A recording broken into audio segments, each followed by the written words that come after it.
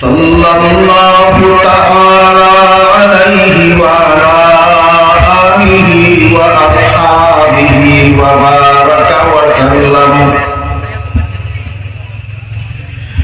अम्मा बअदु फअऊज़ु बिल्लाहि मिनश शैतानिर रजीम। बिस्मिल्लाहिर रहमानिर रहीम। यरफ़इल्लाहु अल्लज़ीना आमनू वल्लज़ीना ऊतुल इल्म दरजात। वक़ाल रसूलुल्लाहि सल्लल्लाहु अलैहि वसल्लम कुल आलिमन औ मुतअल्लिमन औ मुस्तमिअन औ मुहिब्बन वला तकुन खामिसन फतहलिक औ कमा क़ाल अलैहि सलातु वस्सलाम।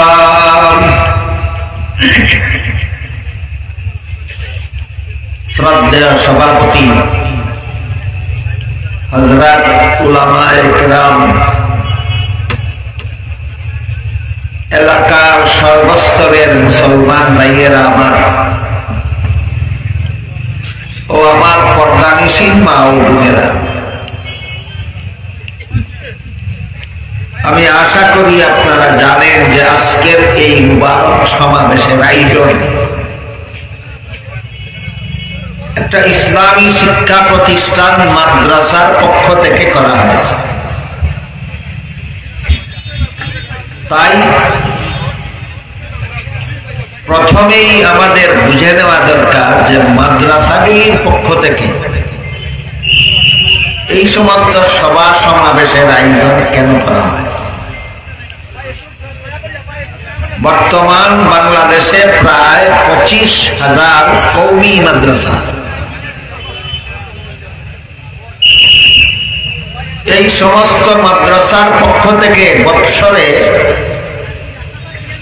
কমপক্ষে একটা করে ইসলামী সম্মেলনের আয়োজন। কাজেই 25,000 মাদ্রাসার পক্ষ থেকে প্রতি বছর আমাদের দেশে 25,000 ইসলামী সম্মেলন অনুষ্ঠিত হয়। কেন এই সম্মেলনগুলি অনুষ্ঠিত হয়? মাদ্রাসার পক্ষ থেকে এই সভার আয়োজন কেন করা হয়? তার কারণ হলো আল্লাহ পাক রব্বুল আলামিন পবিত্র কোরআনের এক আয়াতে আলিমগণের দায়িত্ব সুস্পষ্টভাবে চিহ্নিত করে দিয়েছে। আল্লাহ বলেন ওয়ালিয়ুনযিরু কওমাহুম, আলেমগণ যেন তাদের জাতিকে সতর্ক করে।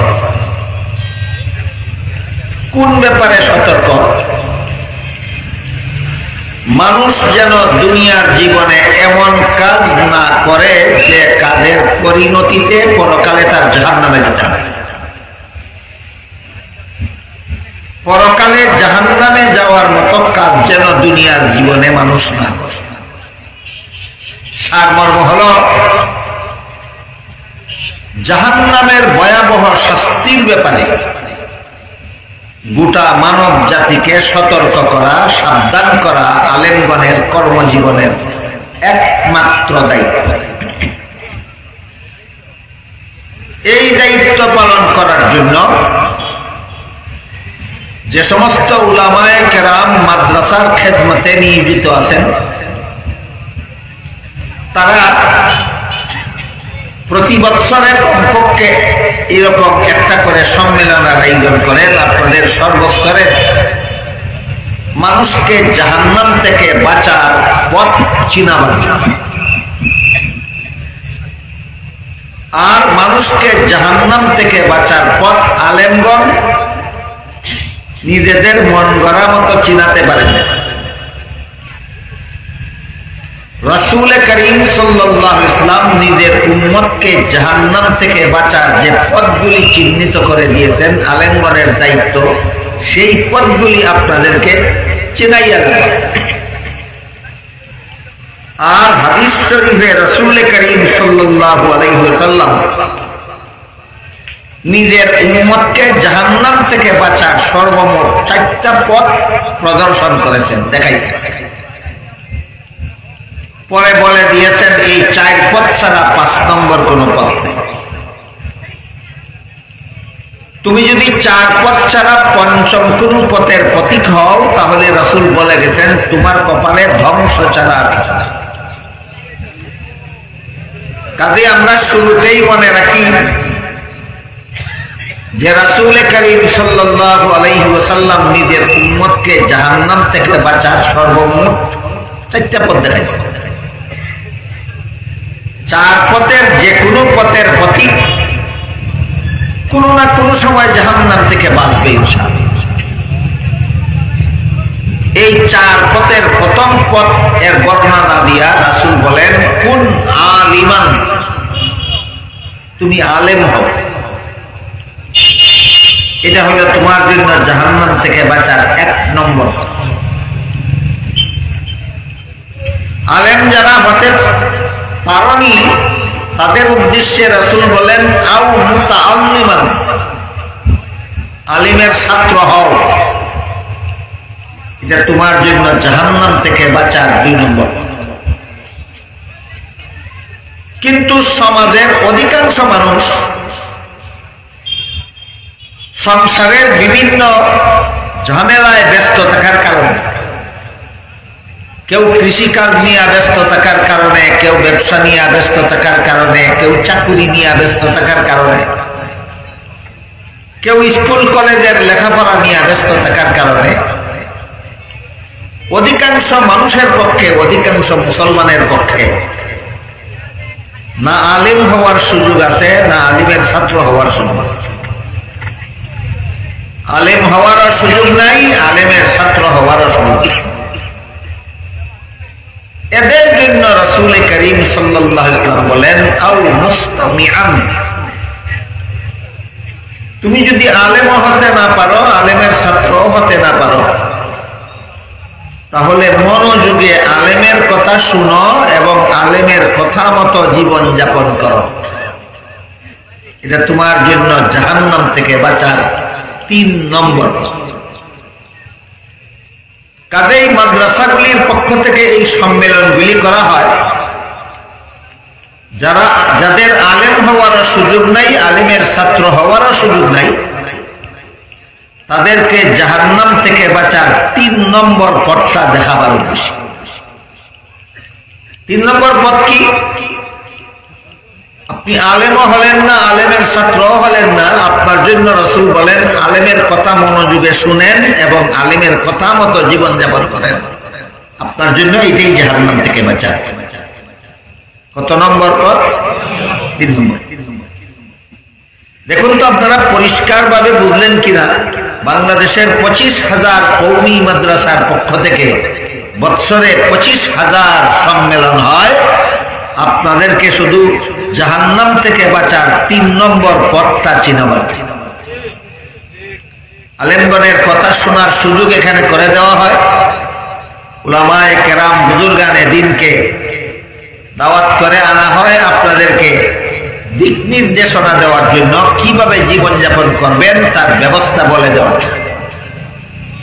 কাজেই এই সমস্ত সম্মেলন হলো সর্বস্তরের মানুষের জাহান্নাম থেকে বাঁচার পথ চিনার ব্যবস্থা। সর্বস্তরের মানুষের জাহান্নাম থেকে বাঁচার পথ চিনার ব্যবস্থা। রাসূল যে বলেছেন আলেমের কথা মনোযোগে শোনো এবং আলেমের কথা মতো জীবন যাপন করো। মানুষের জীবনে যত রকমের কাজ আছে, এইগুলি প্রথমত 2 প্রকার। এক প্রকার হলো ধর্মের কাজ, আর এক প্রকার হলো সংসারের কাজ। যেমন ওযু করা ধর্মের কাজ, নামাজ পড়া ধর্মের কাজ, রোজা রাখা ধর্মের কাজ, হজ করা ধর্মের কাজ। কুরআন তেলাওয়াত করা ধর্মের কাজ, দোয়া করা, দুরূদ শরীফ পড়া ইত্যাদি ধর্মের নেই। আরেক প্রকার কাজ আছে মানুষের জীবনে, এগুলি হলো সংসারের কাজ। যেমন খাওয়া দাওয়া করা সংসারের কাজ, ঘুমানি সংসারের কাজ, পেশাব পায়খানা করা সংসারের কাজ, ব্যবসা বাণিজ্য করা সংসারের কাজ, স্কুল কলেজে লেখাপড়া করা সংসারের কাজ। আলেমদের কথা শুনে যে আমি তাদের কথা মতো জীবন যাপন করব, কোন বেলায়, শুধু ধর্মের কাজের বেলায় না সংসারের কাজের বেলায়ও, এই প্রশ্নের জবাবটা এখনো আমাদের সমাজে অস্পষ্ট। এখনো পর্যন্ত আমার সমাজ জানে না যে আমি কোন কাজগুলি আলেমদের কথা মতো করব, শুধু উযু গোসল নামাজ রোজা না সংসারের কাজও, এই প্রশ্নের জবাবটা এখনো পরিষ্কার জানে না। তাই আমরা পরিষ্কারভাবে জানার বোঝার চেষ্টা করি। ধর্মের যত কাজ আছে সেই কাজগুলি আমরা আলেমগণের কথা মতো করব কেন? আমার ধর্মের কাজটা যেন শুদ্ধ হয়। কারণ ধর্মের কাজ কিভাবে করলে শুদ্ধ হয় আর কিভাবে করলে ভুল হয় এটা আলেম ছাড়া কেউ জানে। যদি আমি ধর্মের কাজ নিজের ইচ্ছা মতো করি সেটা ভুল হবে, আল্লাহর কাছে গ্রহণযোগ্য হবে না। কাজেই আমার ধর্মের কাজটা শুদ্ধ হওয়ার জন্য, আল্লাহর কাছে গ্রহণযোগ্য হওয়ার জন্য কিভাবে করলে শুদ্ধ হয় আর কিভাবে করলে ভুল হয় এগুলি আলেম ছাড়া কেউ জানে না। এই জন্য ধর্মের যাবতীয় কাজ আমার আলেমগণের কথা মতো করতে হবে। বুঝে থাকলে বলুন তো, উযু কিভাবে করলে শুদ্ধ হয় আর কিভাবে উযু করলে ভুল হয় জানে কে? আলেমগণ। নামাজ কিভাবে পড়লে শুদ্ধ হয় আর কিভাবে পড়লে ভুল হয় জানে কে? আলেম। কুরআন তেলাওয়াত কিভাবে করলে শুদ্ধ হয় আর কিভাবে করলে ভুল হয় জানে কে? আলেম। তাহলে ধর্মের যাবতীয় কাজ আমার আলিমগণের কথা মতো করতে হবে কেন? যেন কাজগুলি শুদ্ধ হয়, যেন কাজগুলি আল্লাহর কাছে গ্রহণযোগ্য হয়। কোন আলেমের কথা ছাড়া নিজের ইচ্ছা মতো করলে ভুল হবে, আল্লাহর কাছে গ্রহণযোগ্য হবে না। যেমন একটা উদাহরণ হলো, রাসূল করিম সাল্লাল্লাহু আলাইহি ওয়াসাল্লাম দেখলেন এক ব্যক্তি নামাজ পড়ে, রুকু থেকে সোজা হয়ে দাঁড়ায় না, সোজা হওয়ার আগেই সেজদাতে চলে যায়। প্রথম সেজদা থেকে সোজা হয়ে বসে না, সোজা হওয়ার আগেই দ্বিতীয় সেজদাতে চলে যায়। এই লোকটা সালাম ফিরাবার পর রাসূল বললেন, তোমার নামাজ অশুদ্ধ। কি বললেন? শুদ্ধ না অশুদ্ধ? এই নামাজ গ্রহণযোগ্য নয়। আবার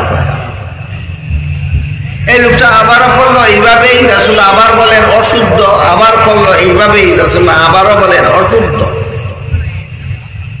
তখন লোকটা বলে, এর চেয়ে ভালো শুদ্ধ করে আমি পড়তে জানি না, আপনি আমাকে শিক্ষা দিন।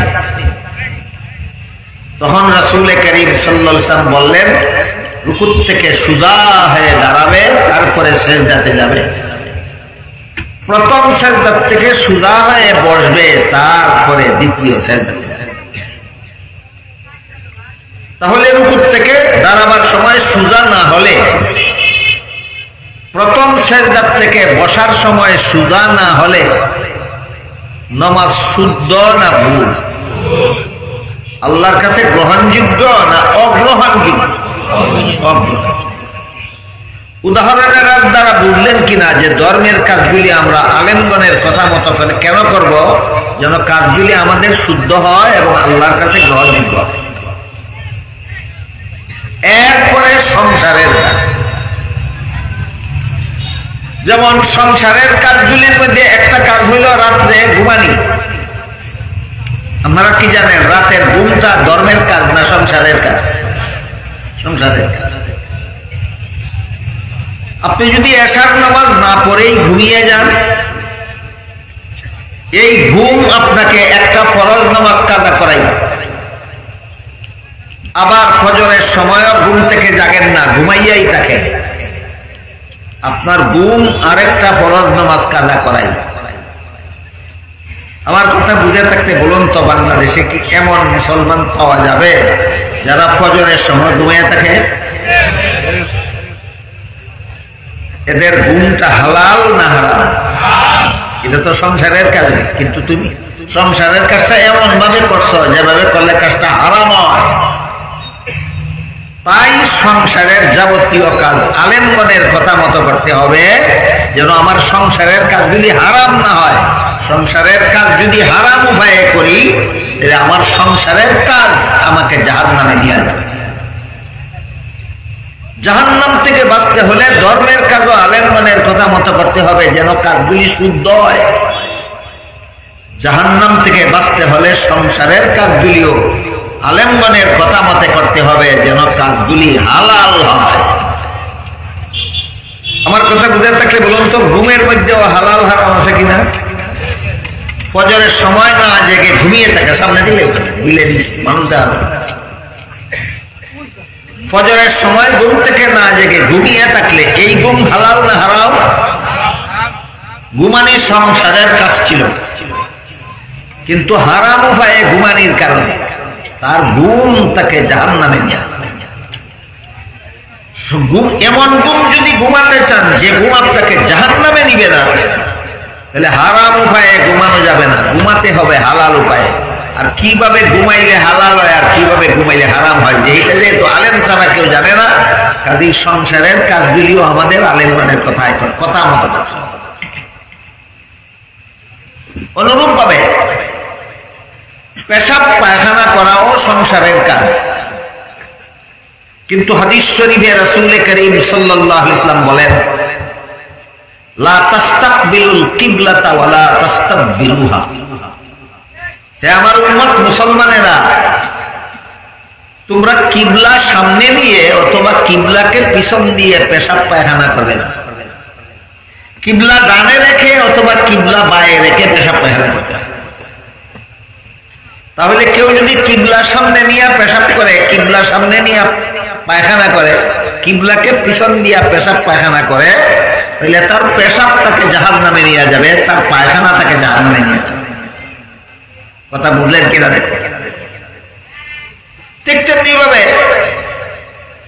কেউ যদি ডান হাতে খাওয়ার কোনো বাধা না থাকা সত্ত্বেও বাম হাতে খায়, আসেনি এমন মুসলমান বাংলাদেশ? বাম হাতে চা খায়, বাম হাতে বিস্কুট খায়।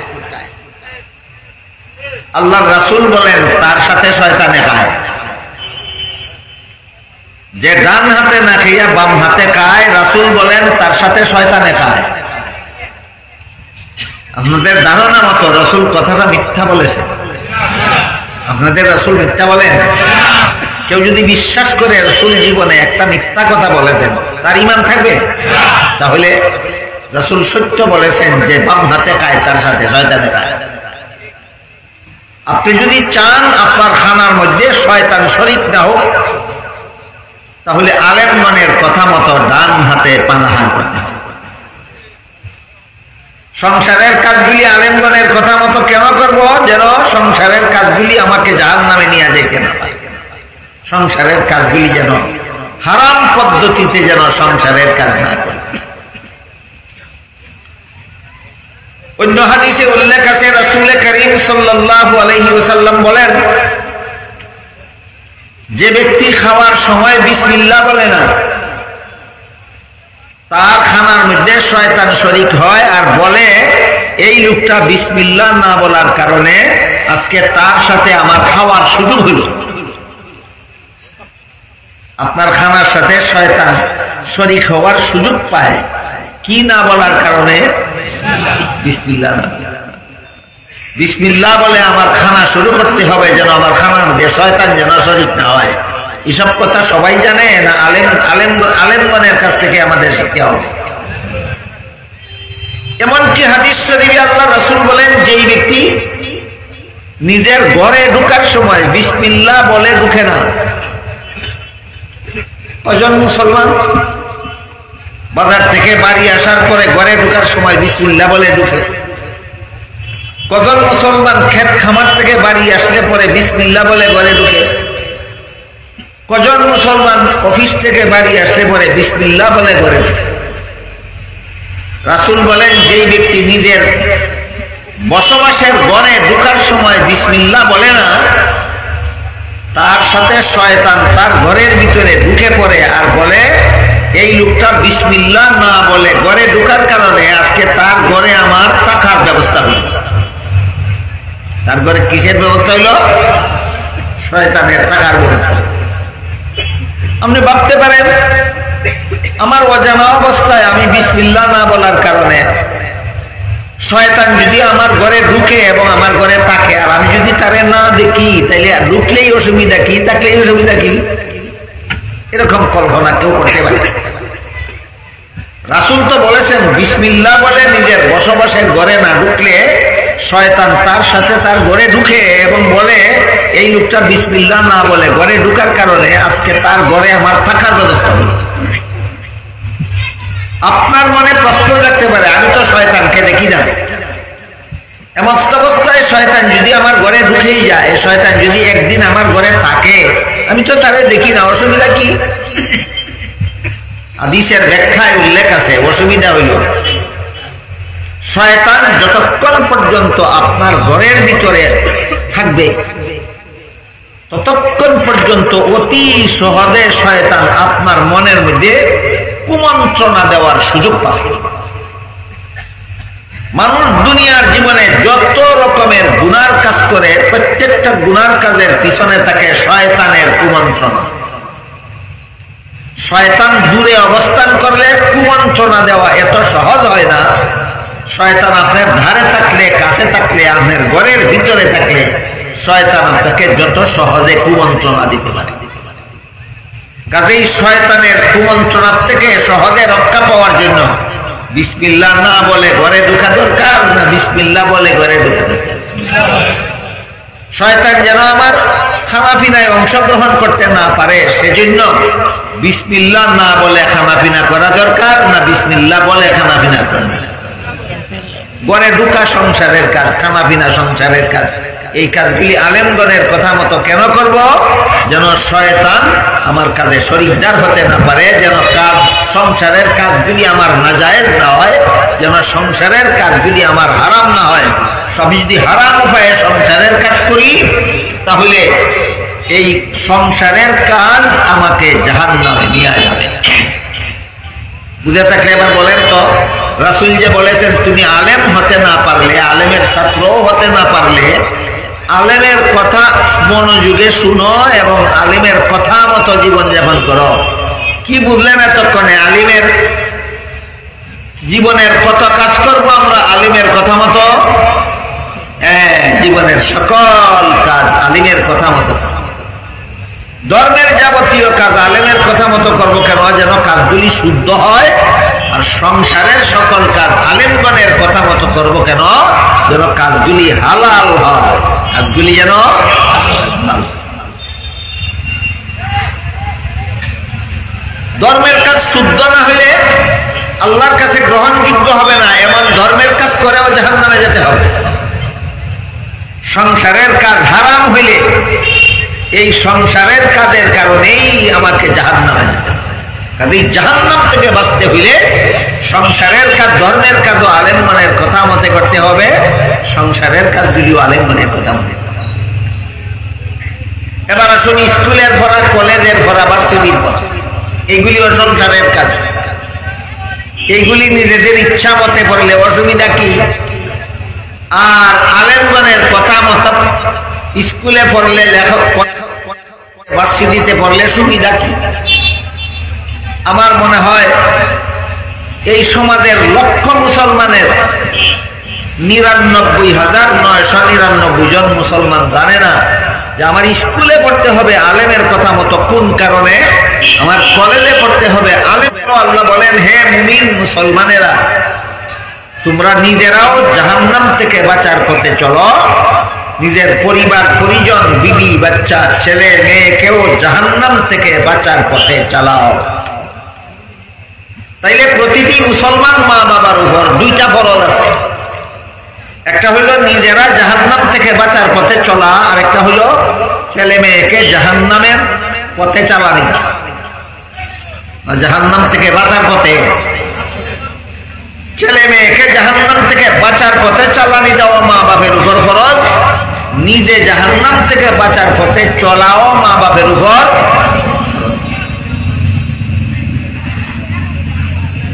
জাহান্নাম থেকে বাঁচার পথ বেনামাজি জীবন যাপন না নামাজি জীবন যাপন?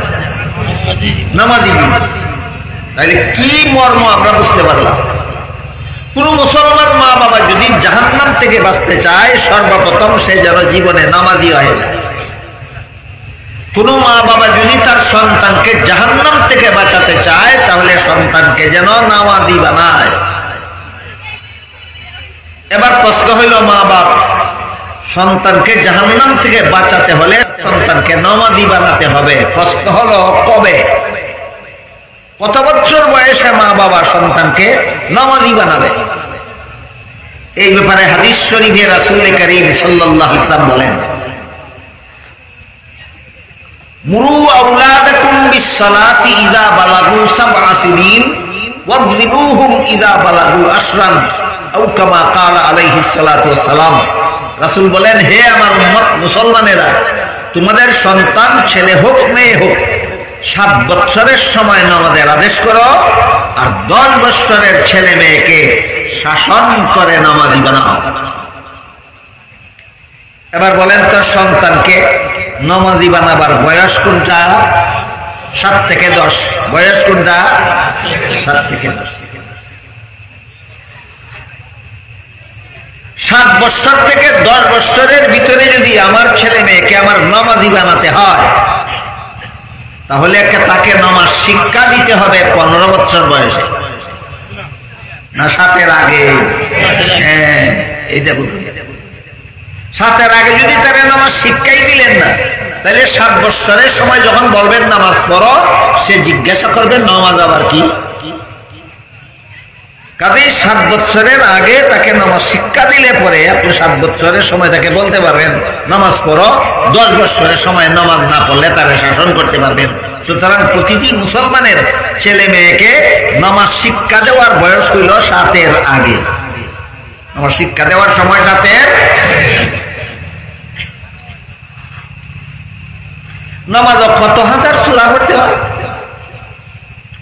কত শত তাসবিহ পড়তে হয়। এক এক রাকাতে বেশি থেকে বেশি 2টা সূরা পড়তে হয়। যারা নামাজ পড়েন তারা তো জানেনই, এক এক রাকাতে বেশি থেকে বেশি 2টা সূরা পড়তে হয়। আলহামদু সূরা, এরপরে হয়তো আলান্তারা সূরা, না হলে এরকম ছোট একটা সূরা। এই 2টা সূরা আপনার সন্তানকে শিখাইতে কত বছর লাগবে?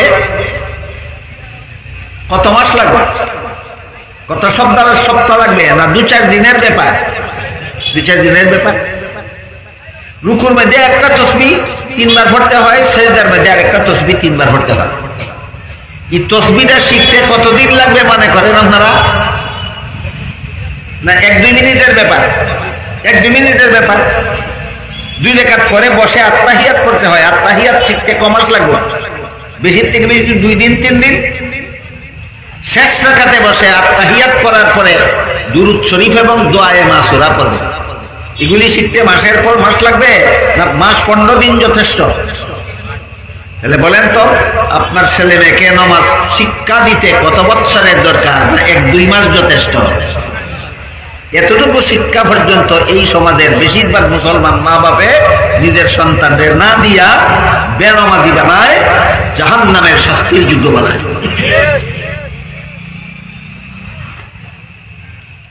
খুব লম্বা সিলেবাসের শিক্ষা নামাজ শিক্ষা, না অতি শর্টকাট? অতি শর্টকাটের হিসাব দিলাম আপনাদেরকে। অতি শর্টকাট 1 মাসে, 1.5 মাসে, 2 মাসে সম্পূর্ণ নামাজ আপনি আপনার ছেলেকে আপনার মেয়েকে শিক্ষা দিতে পারেন।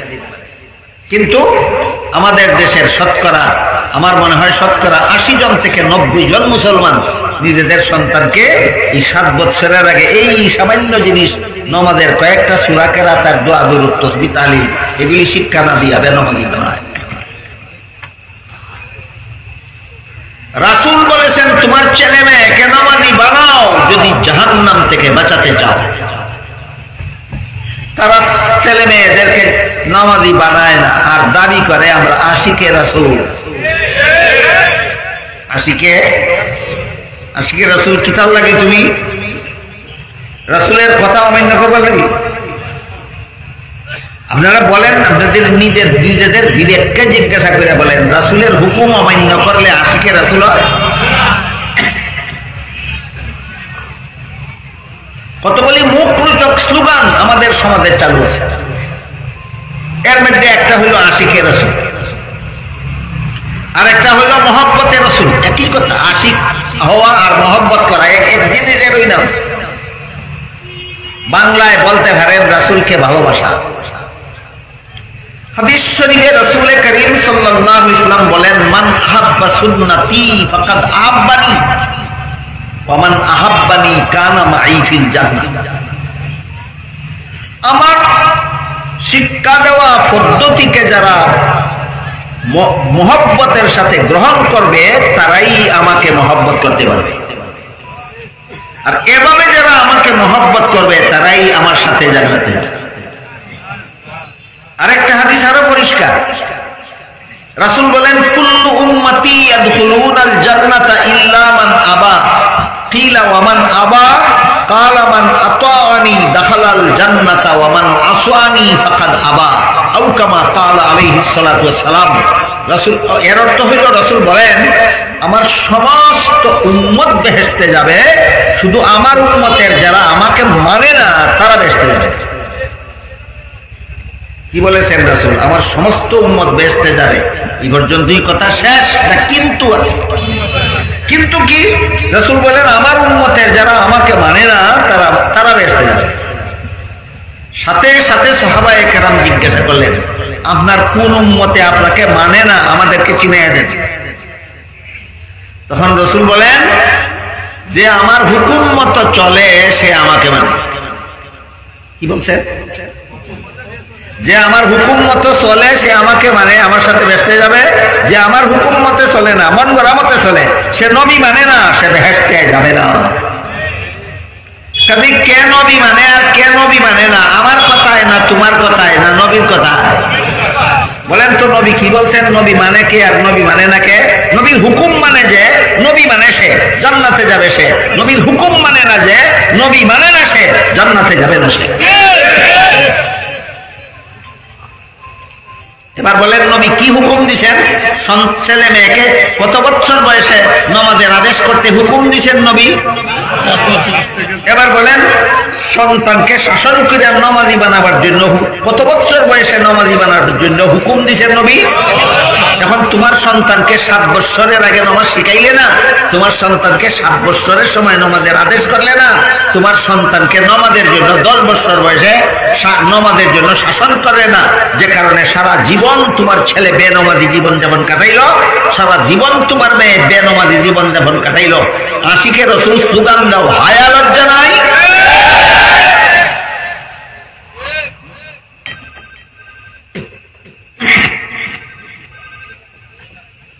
একটা মহিলা যদি স্বামীর কথা মানে না, স্বামীর ঘরে থাকে না, আর বাজারে গিয়া স্লোগান দেয়, আমি আমার স্বামীর পাগল, আমি আমার স্বামীর পাগল, যদি এমন করে, আমি আপনাদের জিজ্ঞাসা করি, আপনাদের কারো বিবি যদি এমন হয়, আমি দোয়া করি এমন এমন পুরোটা বিবি যেন আপনাদের কারো না হয়।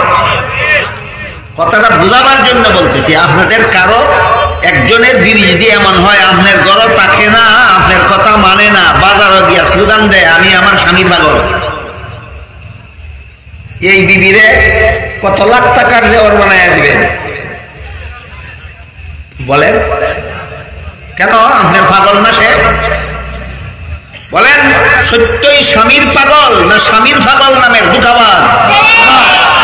ঠিক তেমনি ভাবে যারা নবীর হুকুম মানে না, কয় আমরা আশিকে রাসূল, সত্যিকারের আশিকে রাসূল নয়, আশিকে রাসূল নামের দুঃখাবাজ।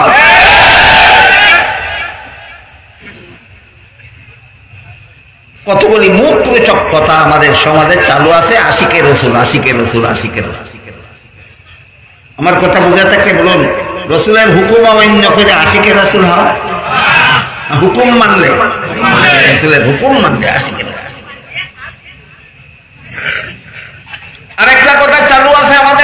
সমাজে রাসূলের মহব্বত খুব বড় কথা। এগুলি মুখরোচক স্লোগান, রাসূলের মহব্বত। এক হাদিসে রাসূল করিম সাল্লাল্লাহু আলাইহি ওয়াসাল্লাম বলেন, লা ইউমিনু আহাদুকুম হাত্তা আকুনা আহাব্বা ইলাইহি মিন ওয়ালিদিহি ওয়া ওয়ালাদিহি ওয়ান নাসি আজমাইন। তোমাদের কেউ ততক্ষণ পর্যন্ত মুমিন মুসলমান হতে পারবে না যতক্ষণ পর্যন্ত আমি রাসূলকে নিজের পিতা, পুত্র এবং সমস্ত জগৎবাসীর থেকে বেশি মহব্বত করব।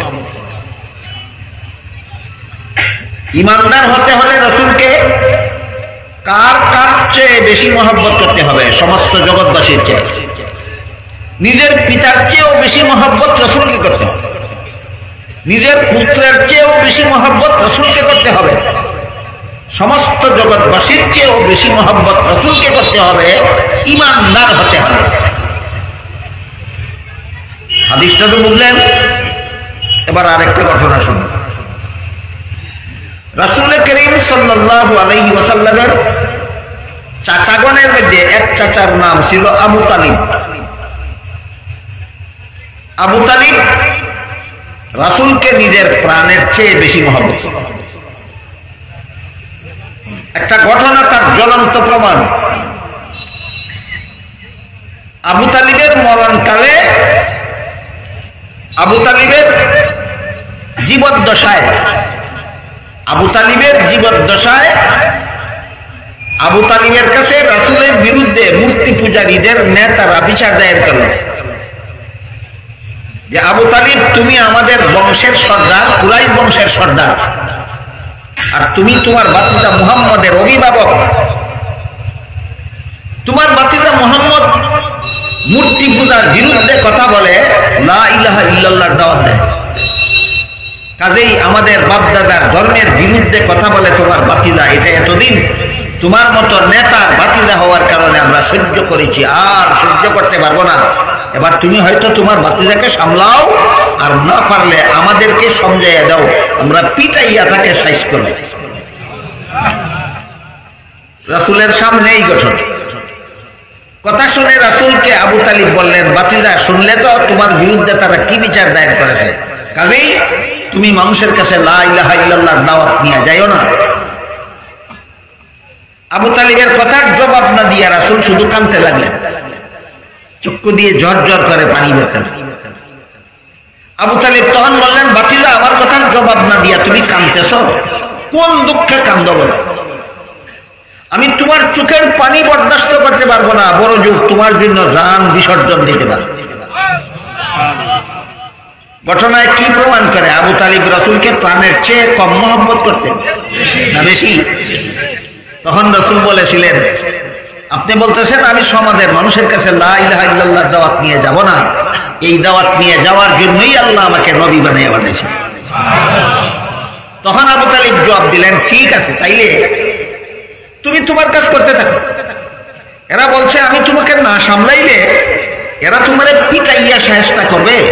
আমি কথা দিলাম, আমার শরীরের এক বিন্দু রক্ত থাকা অবস্থায় তোমার গায়ে কাউকে হাত তুলতে দেব না। ঘটনা বুঝে থাকলে বলেন আবু তালিব রাসূলকে কি পরিমাণ মহব্বত করতেন, প্রাণের চেয়েও। কিন্তু আবু তালিব নিজেই লা ইলাহা ইল্লাল্লাহ গ্রহণ করেন। তাই মরণকালে রাসূল শেষবারের মতো দাওয়াত দিলেন। আবু তালিব জবাবে বলল, লা ইলাহা ইল্লাল্লাহ গ্রহণ না করলে যে চিরকালের জন্য জাহান্নামে যেতে হবে সেটা আমি বুঝি, কিন্তু আমি যদি মরণকালে এই কলেমা গ্রহণ করে মরে যাই, তাহলে আমার বংশের লোকেরা আমার উপর দীক্ষা দিবে, বলবে যে আমাদের গোষ্ঠীর নেতা আবু তালিব মরণকালে বাপদাদার পথ চাইয়া ভাতিজার পথ ধরে মরণ করছে। এর চেয়ে বরং দুনিয়াতে আমার কলঙ্কের বিনিময়ে আমি পরকালের জাহান্নামকেই গ্রহণ করে দিল। আবু তালিবের এই জবাবে রাসূল খুশি হলেন না অত্যন্ত দুঃখিত হলেন? রাসূলকে সান্ত্বনা দিয়ে আল্লাহ আয়াত নাযিল করে বলেন, ইন্নাকা লা তাহদি মান আহবাবতা ওয়ালাকিন্নাল্লাহ ইয়াহদি মান ইয়াশা। রাসূল, আবু তালিব আপনার বড় মহব্বতের চাচা। কেমন মহব্বতের? প্রাণের চেয়ে বেশি। তাই বলে আবু তালিবকে আপনি জাহান্নাম থেকে রক্ষা করে ফেলবেন? হতেই পারে না। হাদিস শরীফে রাসূল করিম সাল্লাল্লাহু আলাইহি ওয়াসাল্লাম বলেছেন, জাহান্নামে আবু তালিবের পায়ে আগুনের তৈরি দুইটা জুতা পরাইয়া দেওয়া হয়। পায়ের মধ্যে আগুনের তৈরি জুতা পরানোর কারণে পায়ের জুতার আগুনের হিটে তার মাথার মগজ ফেরাইতে থাকবে। আবু তালিব মনে করবে জাহান্নামে এর চেয়ে কঠিন কোনো শাস্তি আর হতে পারে না। এমন শাস্তিতে আবু তালিব জাহান্নামে চিরকাল থাকবে, নবীকে মহব্বত না করার কারণে। বলুন না, নবীকে প্রাণের চেয়ে মহব্বত করা সত্ত্বেও। তাহলে নবীর মহব্বত জপতে জপতে মুখ ফেনা তুলো, কি গুণার জিন বুঝো নবীর মহব্বত। আপনাদের বুঝতে হবে নবীর মহব্বত দুই প্রকার। একটা নবীর তরিকা সহ মহব্বত, আর একটা নবীর তরিকা সারা মহব্বত। বলেন নবীর মহব্বত কত প্রকার? একটা তরিকা সহ, একটা নবীর হুকুম মানিয়া মহব্বত, আর একটা নবীর হুকুম না মানিয়া মহব্বত। এবার বলুন, আবু তালিব নবীর হুকুম মেনে মহব্বত করেছিল না হুকুম না মেনে? নবীর হুকুম না মানে মহব্বত করবা, নবীর মহব্বতে জান দিতে রাজি হয়ে যাবে। পরকালে আবু তালিব যাবে যেখানে, তোমরাও যাবে সেখানে। কথা পরিষ্কার নেই? পক্ষান্তরে হযরত উমর ফারুক রাদিয়াল্লাহু তাআলা আনহুকে একদিন রাসূল বললেন, উমর, তুমি যদি সমস্ত জগৎবাসীর চেয়ে, এমনকি তোমার প্রাণের চেয়ে বেশি মহব্বত আমাকে না করো, তাহলে তুমি মুমিন মুসলমান হতে পারবে।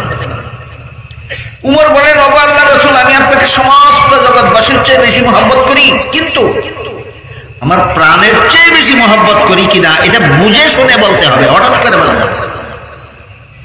হযরত উমরের মতো ইমানদার বলেন, আমার প্রাণের চেয়ে বেশি মহব্বত আপনাকে করি কিনা সেটা বুঝে শুনে বলতে হবে। আর আমাদের সমাজে যারা নবীর সুন্নতের দারদারে না, এরা নবীর মহব্বতে জান দিলাই মুখিয়া ভাল পারে। আর উমর কি বলেন? বুঝে শুনে বলতে হবে আপনাকে প্রাণের চেয়ে বেশি মহব্বত। রাসূল বলেন, বুঝতে হলে বুঝো, কিন্তু শেষ পর্যন্ত তোমাকে বলতে হবে। যদি বলতে না পারো তাহলে তুমি ইমানদার হতে পারবে। হাদিসের ব্যাখ্যায় মুহাদ্দিসিনে কেরাম লিখেছেন, নবীকে প্রাণের চেয়ে বেশি মহব্বত করা একজন মুমিনের পক্ষে, নবীকে প্রাণের চেয়ে বেশি মহব্বত করার ব্যাখ্যা কি? একজন মুমিনের পক্ষে নবীকে নিজের প্রাণের চেয়ে বেশি মহব্বত করার ব্যাখ্যা হলো, যদি জীবনে এমন কোনো পরিস্থিতি দাঁড়ায় যে পরিস্থিতিতে জান বাঁচাইতে হইলে নবীর তরিকা ছেড়ে দিতে হবে, আর নবীর তরিকা না ছাড়লে জানের মায়া ছাড়তে হবে। এই সময় যদি তুমি জানের মায়া ছেড়ে দিয়ে নবীর হুকুম পালনে অটল থাকো, তবেই তোমার প্রাণের চেয়ে বেশি ভালোবাসা নবীর প্রতি তোমার সম্পর্ক। হযরত উমর একটু পরে চিন্তা করে বললেন, ওগো আল্লাহর রাসূল, আমি ঘোরাফেরা করেছি, আমি বুঝতে পেরেছি আমি আপনাকে আমার প্রাণের চেয়ে বেশি মহব্বত করি। আবু তালিব নবীকে প্রাণের চেয়ে বেশি মহব্বত করতেন, উমর নবীকে প্রাণের চেয়ে বেশি মহব্বত করতেন। একজন যাবে জাহান্নাম, আরেকজন যাবে জান্নাত। বলেন বেশ কম কি? আমার কথা বুঝেন না? আবু তালিব নবীকে প্রাণের চেয়ে বেশি মহব্বত করতে কিনা? উমর নবীকে প্রাণের চেয়ে বেশি মহব্বত করতেন কিনা? একজন জান্নাতে আর একজন জাহান্নামে গেল। মহব্বত দুই প্রকার, একটা তরিকা লইয়া মহব্বত, একটা তরিকা ছাড়া মহব্বত। উমর নবীর হুকুম পালনের মাধ্যমে নবীকে মহব্বত করেছেন, চিরকালের জন্য জাহান্নামে যাবেন, জান্নাতে যাবেন। আবু তালিব নবীর হুকুম অমান্য করে নবীর মহব্বতে জান দিতে রাজি ছিল। এই মহব্বত দিয়েই আবু তালিব চিরকাল জাহান্নামে থাকবেন। কাজে এই সমস্ত মুখরোচক স্লোগানে কোনোদিন নাচবেন না, লাফাবেন না। বুঝে শুনে নবীকে মহব্বত করতে হবে। এবার বলুন, আপনারা আবু তালিবের মতো মহব্বত করবেন নবীকে না উমরের মতো? এবার বুঝলে বলেন তো। উমরের মতো নবীকে মহব্বত করা যায় নবীর হুকুম লঙ্ঘনের মাধ্যমে না নবীর হুকুম পালনের মাধ্যমে? এবার বলেন আমার ছেলে মেয়েকে নমাজি বানাবার জন্য নবী কি কি হুকুম করেছেন? 7 বছর বয়সে নমাজের আদেশ করো, আগে নমাজ না শিখাইয়া 10 বছরের সময় শাসন করে নমাজি বানাও। 2টা হুকুম করছেন নবী আমাকে। কাজে আমি যদি আমার ছেলেকে আমার মেয়েকে জাহান্নাম থেকে বাঁচাবার জন্য 7 বছরের আগে নামাজ শিখাইলাম না, 7 বছরের সময় নামাজের আদেশ করলাম না, 10 বছরের সময় নামাজের জন্য ছেলেকে নামাজের জন্য শাসন করলাম না, আমার আবার নবীর মহব্বত কি? সেটা তো আবু তালিব মার্কা মহব্বত। এবার আমি কথা সামনের দিকে নিয়ে যাই। এতক্ষণের আলোচনায় কি বললেন? প্রতিটি মুসলমান মা বাবার জন্য ফরজ নিজেও জাহান্নাম থেকে বাঁচার পথে চলা, ছেলে মেয়েকেও জাহান্নাম থেকে বাঁচার পথে চালানি। বেনামাজি বানাইয়া না নামাজি বানাইয়া? নামাজি বানাইতে 7 বছরের আগে নামাজ শিখানি লাগবো, 7 বছরের সময় নামাজের আদেশ করা লাগবো, 10 বছরের সময় নামাজের জন্য শাসন করা লাগবে। এখন যদি আপনি আপনার ছেলেকে আপনার মেয়েকে কলেমা কালাম শিখাইলেন না, উলুগুসল শিখাইলেন না, পাটনা ভাগ শিখাইলেন না, নমাজ বন্দেগী শিখাইলেন না, প্রাইমারি স্কুলে ভর্তি করে দিলেন। প্রসঙ্গ আলোচনা ছিল ওইখানে, স্কুলের পড়া হারাম হবে কেন? মনে আসেনি কথা? স্কুলের পড়া আপনাকে জাহান্নামে দিবে কেন? এই কথাটা এখন বোঝার চেষ্টা করেন। আপনি ছেলের বাবা হইলেন, মেয়ের বাবা হইলেন, আপনার ছেলে মেয়েকে 7 বছরের আগে নামাজ শিখাইলেন না, 7 বছরের সময় নামাজের আদেশ করলেন না, 10 বছরের সময় শাসন করে নামাজি বানাইলেন না, এই অবস্থায় আপনার ছেলেকে প্রাইমারি স্কুলে ভর্তি করে দিলেন। আপনাদের স্কুলের অবস্থা যারা জানেন আর আমার কথা যারা বুঝেছেন তারা একটু দয়া করে বলুন, আপনারা যে দেশে বাস করেন এই দেশের প্রাইমারি স্কুলে মুসলমান ছাত্র ছাত্রীদেরকে নামাজি বানাবার কোনো ব্যবস্থা আছে? পরিষ্কার কথা। হাই স্কুলে মুসলমান ছেলে মেয়েদেরকে নামাজি বানাবার কোনো ব্যবস্থা আছে? কলেজে মুসলমান ছেলে মেয়েদেরকে নামাজি বানাবার কোনো ব্যবস্থা আছে? ভার্সিটিতে মুসলমান ছেলে মেয়েদেরকে নামাজি বানাবার কোনো ব্যবস্থা আছে? নাই। তাহলে বেনামাজি অবস্থায় ছেলে মেয়েদের প্রাইমারি স্কুলে ভর্তি করে দিলেন, বেনামাজি অবস্থায় প্রাইমারি স্কুল পাস করার পরে ছেলে মেয়েকে হাই স্কুলে ভর্তি করলেন, বেনামাজি অবস্থায় ছেলে মেয়েকে হাই স্কুল পাস করার পরে কলেজে ভর্তি করলেন, বেনামাজি অবস্থায় আপনার ছেলে মেয়ে কলেজ পাস করার পরে ভার্সিটিতে ভর্তি করলেন। আপনার এই ছেলেই হবে ডক্টর আহমদ শরীফ, আপনার এই মেয়েই হবে তসলিমা নাসরিন। লেখাপড়াটা জাহান্নাম থেকে বাঁচাইল না, এই স্কুলের পড়াই তাকে জাহান্নামে নিয়ে যাবে, এই কলেজের পড়াই তাকে জাহান্নামে নিয়ে যাবে, এই ভার্সিটির পড়াই তাকে জাহান্নামে নিয়ে যাবে। এই জন্য বলেছি স্কুলে পড়া সংসারের কাজ, কলেজে পড়া সংসারের কাজ, ভার্সিটিতে পড়া সংসারের কাজ। হালাল উপায়ে পড়েন, সব পাইবেন। হালাল পদ্ধতিতে স্কুলে পড়লেও সব, কলেজে পড়লেও সব, ভার্সিটিতে পড়লেও সব। হারাম উপায়ে স্কুলে পড়লেও স্কুলের পড়া জাহান্নামে নিয়ে যাবে, হারাম পদ্ধতিতে কলেজে পড়লে কলেজের পড়া জাহান্নামে নিয়ে যাবে, হারাম পদ্ধতিতে ভার্সিটিতে পড়লে ভার্সিটির পড়া জাহান্নামে নিয়ে যাবে। বলেন তসলিমা নাসরিন, ডক্টর আহমদ শরীফ, শামসুর রহমান, সালমান রুশদি, লতিফ সিদ্দিকী এরা প্রাইমারি স্কুলে পড়ছিল কিনা?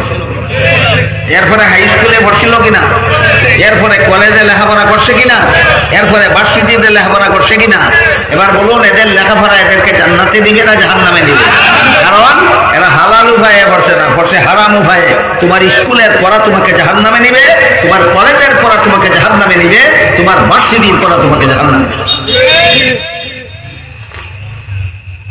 কাজে আপনার ছেলে মেয়েকে স্কুল কলেজ ভার্সিটিতে পড়াইয়াও যদি জাহান্নাম থেকে বাঁচাতে চান, সেখানে পাঠাবার আগে নামাজি বানাইয়া পাঠান।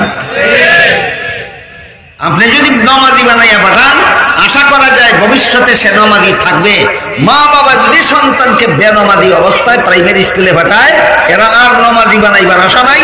বেনামাজি অবস্থায় যদি মা বাবা ছেলে মেয়েকে হাই স্কুলে পাঠায়, ওইখানে আর নামাজি বানাইবার আশা নাই। বেনামাজি অবস্থায় যদি ছেলে মেয়েকে কলেজে পাঠায়, ওইখানে আর আপনার ছেলে মেয়েকে নামাজি বানাবার আশা নাই। ভার্সিটিতে গেলে আর নামাজি বানাবার আশা নাই। স্কুলে পড়া, কলেজে পড়া, ভার্সিটিতে পড়া ধর্মের কাজ না সংসারের কাজ? আলেমদের জিজ্ঞাসা করে পড়াইব কেন? আলেমদের কথা মতো স্কুলে পড়বো কেন? আলেমদের কথা মতো কলেজে পড়বো কেন? আলেমদের কথা মতো ভার্সিটিতে পড়বো কেন? আমার স্কুল কলেজ ভার্সিটির পড়া যেন হালাল হয়, আমার স্কুল কলেজের পড়া যেন লতিফ সিদ্দিকীদের মতো আমাকে জাহান্নামে নিতে না পারে।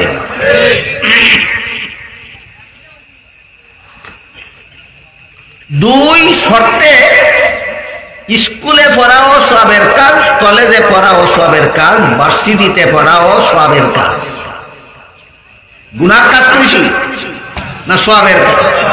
বিনা শর্তে না দুই শর্তে? দুই শর্তে। এই শর্তগুলি ওই সমস্ত মুসলমান মা বাবার ভালো রকম মনে রাখা দরকার, যারা নিজেদের ছেলে মেয়েকে স্কুল কলেজ ভার্সিটিতে লেখাপড়া করান। আপনাদের ভালোভাবে শুনে রাখা দরকার, বুঝে রাখা দরকার, মনে রাখা দরকার যে দুই শর্তে আমার ছেলে মেয়ে স্কুল কলেজে পড়লে সওয়াব হবে। দুই শর্ত দুইটা কি কি? এক নম্বর শর্ত হইল স্কুলে পড়ো বাধা নাই, কলেজে পড়ো বাধা নাই, ভার্সিটিতে পড়ো বাধা নাই, কিন্তু মুসলমানি ঠিক রাখিয়া পড়ো। মুসলমানি বাদ দিয়া না মুসলমানি ঠিক রাখিয়া? মুসলমানি ঠিক রাখে বেনামাজি হইলে না নামাজি হইলে? কথা পরিষ্কার। এক শর্ত হইল মুসলমানি ঠিক রাখিয়া স্কুলে পড়ো। তোমার স্কুলের পড়া তোমার জাহান্নামে দিতে পারবে না। মুসলমানি ঠিক রেখে কলেজে পড়ো, তোমার কলেজের পড়া তোমাকে জাহান্নামে নিতে পারবে না। মুসলমানি বজায় রেখে ভার্সিটিতে পড়ো, তোমার ভার্সিটির পড়া তোমাকে জাহান্নামে নিতে পারবে। কটা গেল? একটা। আরেকটা শর্ত হইল তুমি স্কুল কলেজে কেন পড়ো উদ্দেশ্য ঠিক করো। মাদ্রাসার ছাত্র যদি উদ্দেশ্য ঠিক না করে কোরআন হাদিস শিখে, তার কোরআন হাদিসের শিক্ষা তাকে জাহান্নামে নিবে। কিভাবে নিবে বুঝেন? হাদিস শরীফে রাসূল করিম সাল্লাল্লাহু আলাইহি ওয়াসাল্লাম বলেন যে কোরআন হাদিসের ইলম শিক্ষা করা হয় আল্লাহর সন্তুষ্টি লাভ করার জন্য। সেই কোরআন হাদিসের শিক্ষা যদি কেউ গ্রহণ করে দুনিয়ার স্বার্থ হাসিল। কোরআন হাদিসের শিক্ষা আসলে দুনিয়ার স্বার্থ লাভের উদ্দেশ্যে না আল্লাহর সন্তুষ্টি লাভের উদ্দেশ্যে? আল্লাহর সন্তুষ্টি লাভের উদ্দেশ্যে কোরআন পড়ে না, হাদিস পড়ে না। দুনিয়ার স্বার্থ লাভের উদ্দেশ্যে যদি কোরআন পড়ে, হাদিস পড়ে, স্কুল না মাদ্রাসা? মাদ্রাসা। স্কুলে তো কোরআন হাদিস পড়ার ব্যবস্থাই নেই, যে আপনাদের একটা সৌভাগ্যের ব্যাপার।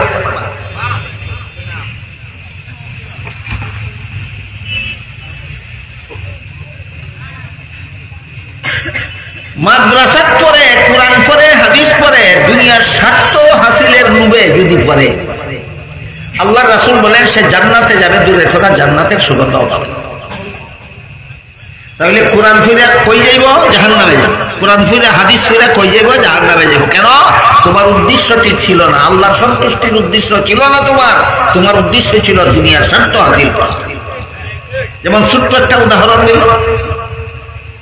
ধরেন আপনার ছেলে মাদ্রাসার হাফিজ খানায় পড়ে, তার উদ্দেশ্য হইল আমি যদি হাফিজ খানায় লেখাপড়া করে সমস্ত ছাত্রদের মধ্যে 1 নম্বরে পাস করতে পারি, তারপরে যদি আন্তর্জাতিক হিফজ প্রতিযোগিতায় অংশগ্রহণ করে 1 নম্বর হতে পারি, একসাথে 1.5 কোটি টাকা পুরস্কার লাভ। আল্লাহরে সন্তুষ্ট করার লাগে হাফিজি পড়ে না 1.5 কোটি টাকার পুরস্কার হইবার লাগে? রাসূল বলেন তোমার কোরআন পড়া তোমাকে জাহান্নামে নিয়ে যাবে।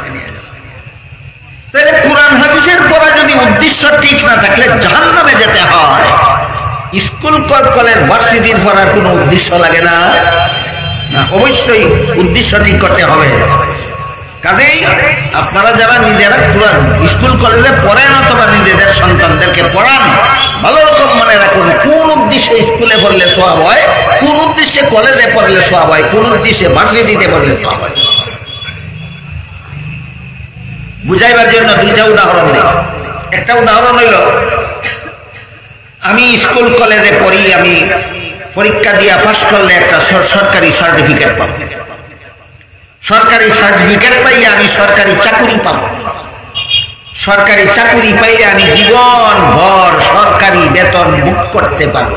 এই যদি উদ্দেশ্য হয়, আমার মনে হয় বর্তমান সমাজের বেশিরভাগ স্কুল কলেজের ছাত্রছাত্রীদের উদ্দেশ্য এটা। এটাই যদি উদ্দেশ্য হয়, তাইলে তুমি তোমার বুকে হাত দিয়া বলো তোমার লেখাপড়ার উদ্দেশ্য জনসেবা না পেটের সেবা?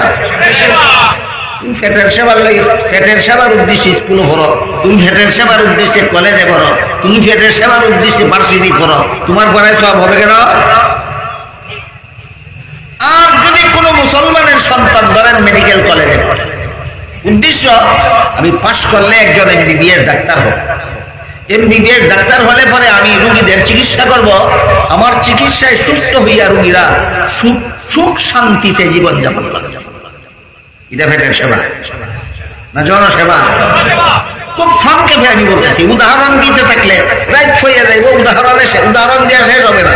একটা উদাহরণই দিলাম, যদি মেডিকেল কলেজে আপনার ছেলে পড়ে, যদি মেডিকেল কলেজে আপনার মেয়ে পড়ে এই উদ্দেশ্যে যে আমি ডাক্তার হয়ে রোগীদের চিকিৎসা করব, আমার চিকিৎসায় সুস্থ হয়ে রোগীরা সুখে শান্তিতে জীবন যাপন করবে, তাহলে তোমার উদ্দেশ্য পেটের সেবা নয়, তোমার উদ্দেশ্য জনসেবা।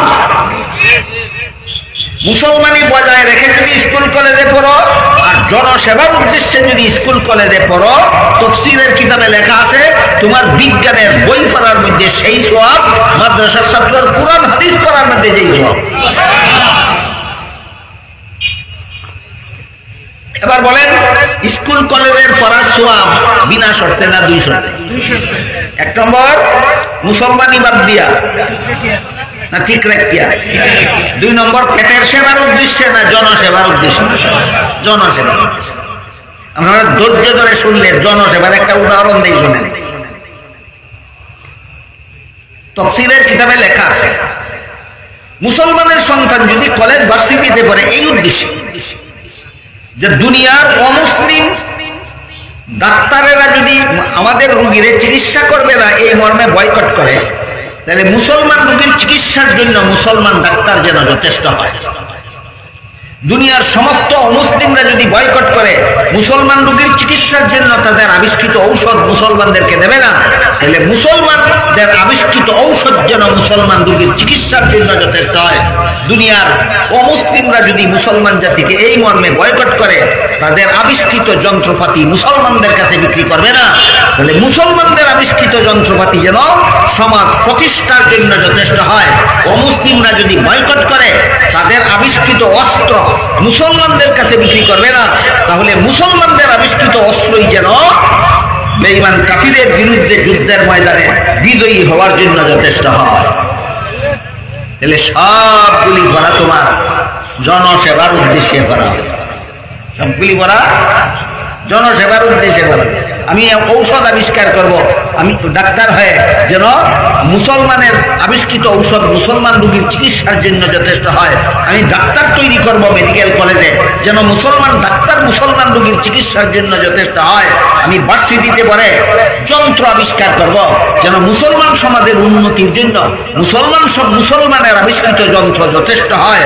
আমি এমন অস্ত্র আবিষ্কার করব যেন সন্ত্রাসীদের মোকাবেলায় যুদ্ধের ময়দানে বিজয়ী হওয়ার জন্য মুসলমানদের আবিষ্কৃত অস্ত্রই যেন যথেষ্ট হয়।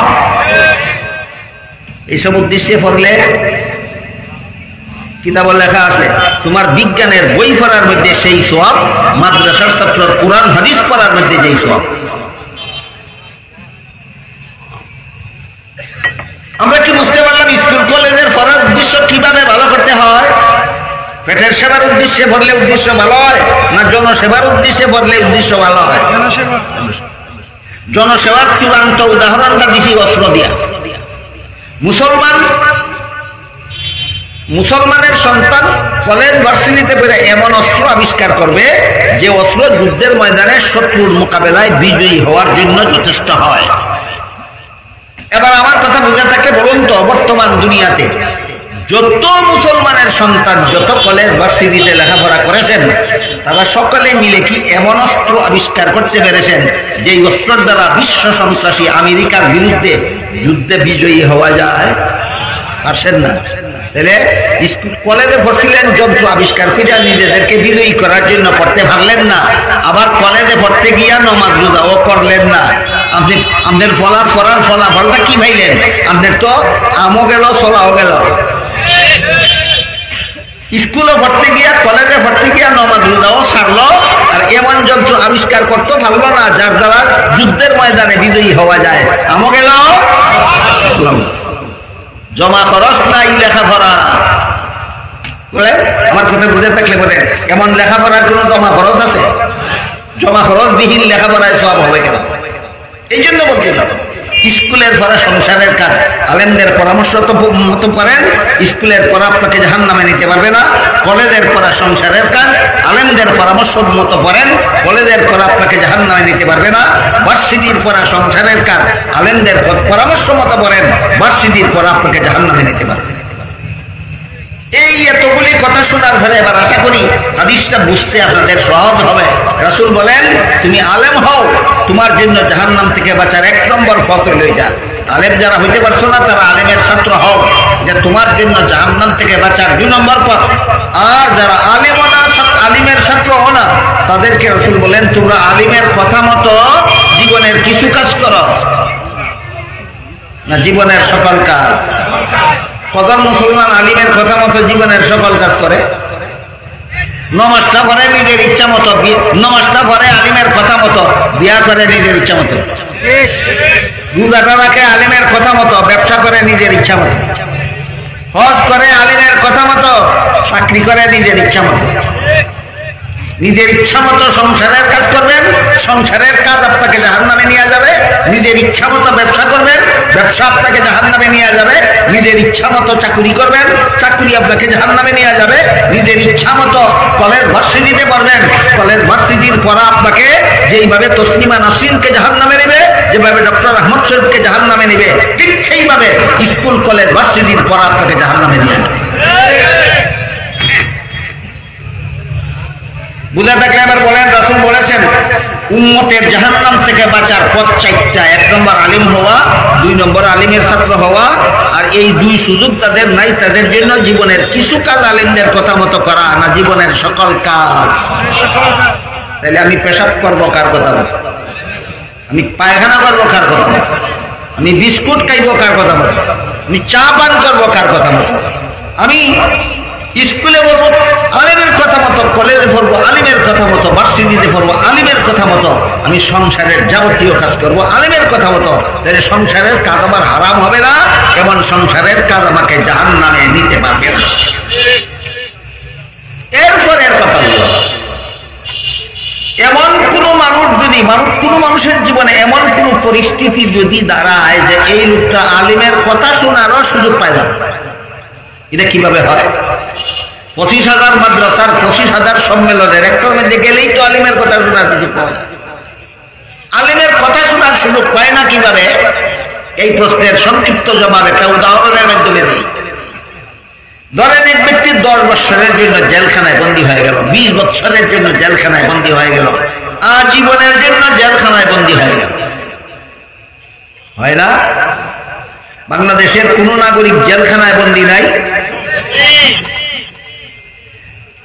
আমাদের বর্তমান বাংলাদেশে নিরীহ নির্দোষ মানুষকে জেলখানায় বন্দী করে নির্যাতন করার একটা অপকৌশল আবিষ্কার হয়েছে।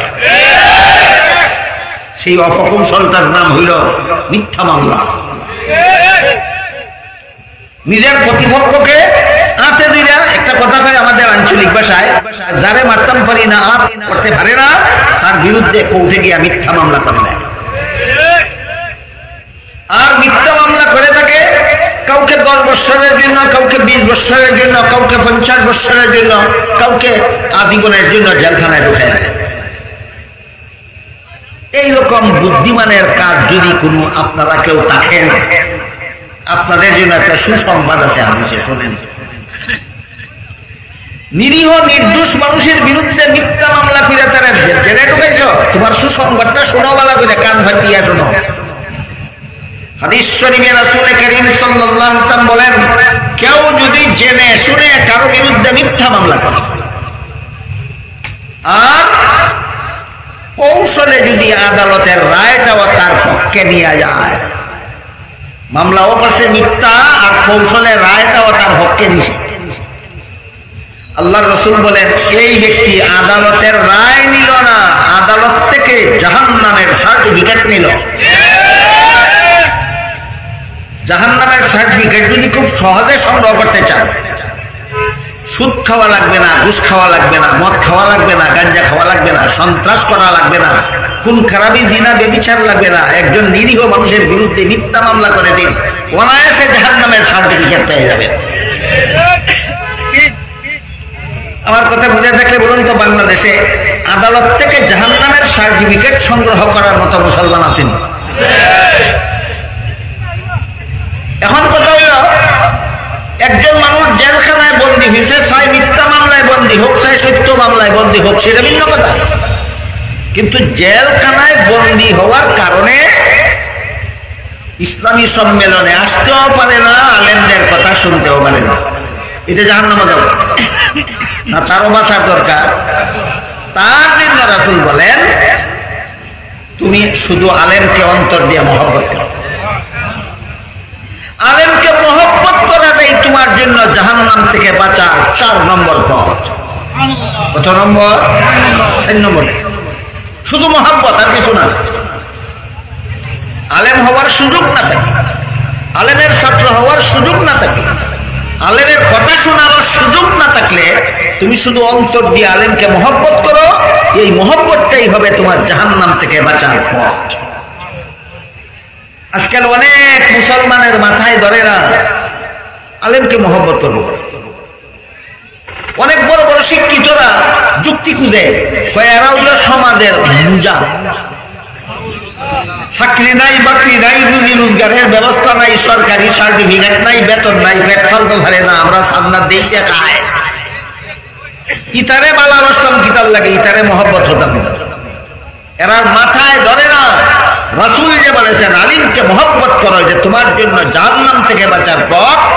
যুক্তি তুকায়, কোন মহব্বতে, কোন যুক্তিতে আমি আলিমকে মহব্বত করতে যাব? যাদের চিন্তা চেতনায় এমন কথা আছে যে আমাদের অনুগ্রহে, আমাদের দয়ায় আলেমরা লালিত পালিত হয়, এমন এমন চিন্তা চেতনা যাদের আছে তারা একটু শুনুন। হাদিস শরীফে রাসূল করিম সাল্লাল্লাহু আলাইহি ওয়াসাল্লাম বলেছেন, যতদিন পর্যন্ত দুনিয়াতে একটা মানুষও আল্লাহকে ডাকবে, ততদিন পর্যন্ত আল্লাহ দুনিয়া ধ্বংস করবেন না, কিয়ামত হবে। যেদিন আল্লাহকে ডাকার মতো একটা মানুষও থাকবে না, আল্লাহ সেই দিন দুনিয়া ধ্বংস করে দেবেন, কিয়ামত হয়ে যাবে। রাসূলের হাদিসটা বুঝে থাকে বলুন তো, এখন আর দুনিয়াটা কিয়ামত হয় না কেন? কিছু না কিছু মানুষে আল্লাহকে ডাকে। আর মানুষকে আল্লাহ ডাকা শিক্ষা দেওয়া হয় একমাত্র মাদ্রাসায়। একমাত্র আলেমগণ মানুষকে আল্লাহ ডাকা শিক্ষা দেন, আর একদল মানুষে আল্লাহরে ডাকে। এই জন্য আল্লাহ কৃষকদেরকে কৃষিকাজ করে পেট পালার সুযোগ দিয়ে রাখে, এই জন্য আল্লাহ ব্যবসায়ীদেরকে ব্যবসা করে পেট পালার সুযোগ দিয়ে রাখে, এই জন্য আল্লাহ কৃষিজীবীকে কৃষিকাজ করে পেট পালার সুযোগ দিয়ে রাখে। যেদিন আলেম থাকবে না, কেউ আল্লাহকে ডাকবে না, একজন গৃহস্থরে আল্লাহ গৃহস্থী করে খাইতে দিবেন না, একজন ব্যবসায়ীকে আল্লাহ ব্যবসা করে খাইতে দিবেন না, একজন চাকরিজীবীকে আল্লাহ চাকরি করে খাইতে দিবেন না।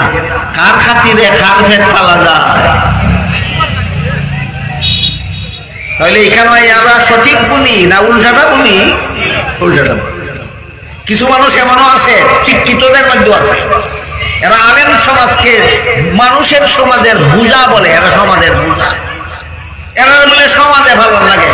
রাসূলের হাদিস বুঝে থাকলে বোকাজা বল, এরারে সমাজে ভালো লাগে না গোটা সমাজে আল্লাহ এরার কারণে ভালো। ও হামিয়া, তুমি যে যুক্তি খুঁজো, রাসূল কেন বললেন আলিমকে মহব্বত করো, এবার যুক্তির কথা শোনো। হাকিমুল উম্মত হযরত আল্লামা আশরাফ আলী থানভী রাহমাতুল্লাহি আলাইহি আল মাসালিহুল আকলিয়া নামক কিতাবে লিখেছেন, ইসলামে এমন কোন বিধান নাই যার পক্ষে চূড়ান্ত কোনো যুক্তি নাই। ইসলামের সমস্ত বিধান চূড়ান্ত যুক্তিসম্মত। কথা বুঝলানি যাব? ইসলামের সমস্ত বিধান চূড়ান্ত যুক্তিসম্মত, কিন্তু ইসলামের সকল বিধানের যুক্তি বুঝার যোগ্যতা সকল মানুষের মাথায় নাই। যুক্তি নাই না বুঝার যোগ্যতা নাই? বুঝার যোগ্যতা। একটা যুক্তি আমি আজকে শুধু আপনাদের বোঝাবার চেষ্টা করি। রাসূল যে বললেন তুমি যদি আলেম হতে না পারো, আলিমের ছাত্র হতে না পারো, আলিমের কথা শোনারও সুযোগ না পাও, আলিমরে মহব্বত করো, এই বিধানের যুক্তিটা কি? এই যুক্তিটা আজকে শুধু আপনাদেরকে বুঝাই। আবারও বলুন, রাসূল যে নির্দেশ দিয়েছেন আমরা আলিমকে মহব্বত করব, অযৌক্তিক না কোনো যুক্তি আছে? এবার যুক্তিটা বুঝুন।